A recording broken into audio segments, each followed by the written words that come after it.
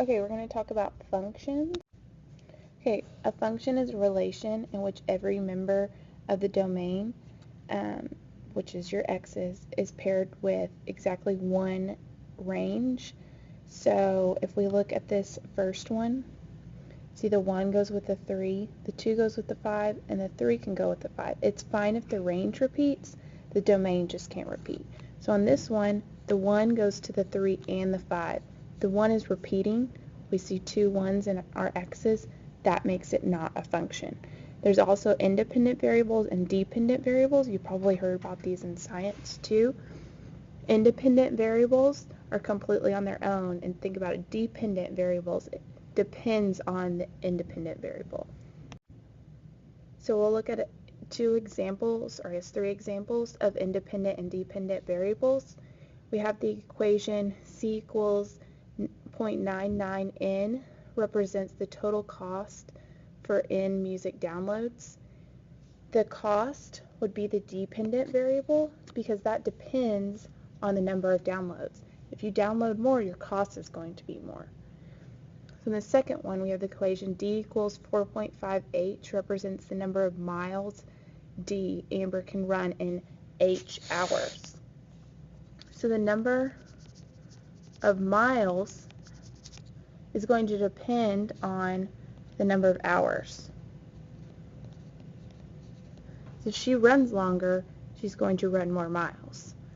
The next one, the equation S equals G plus 3 represents the final score of games S after G goals in the final period. So her final score is going to depend on how many goals.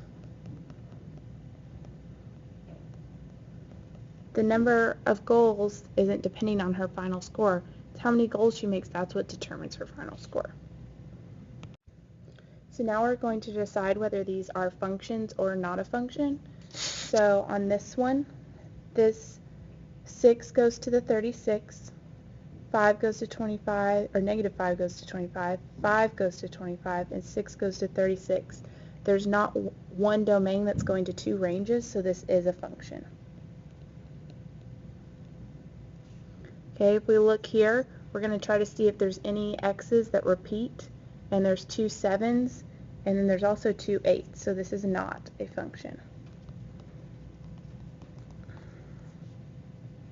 These, you can use what's called the vertical line test, and if you draw a vertical line and it only crosses once, then it is a function. So if I draw a line, it's only going to go through that one point. Same thing here. If I drew anywhere on the graph, that line is only going to cross once, so that is a function. On this one, if I draw a line here, it hits 2 points, so that makes it not a function. And remember, that's called the vertical line test. So if it passes the vertical line test like it did here, then that makes it a function. This did not pass the vertical line test because it crossed 2 points, so that makes it not a function.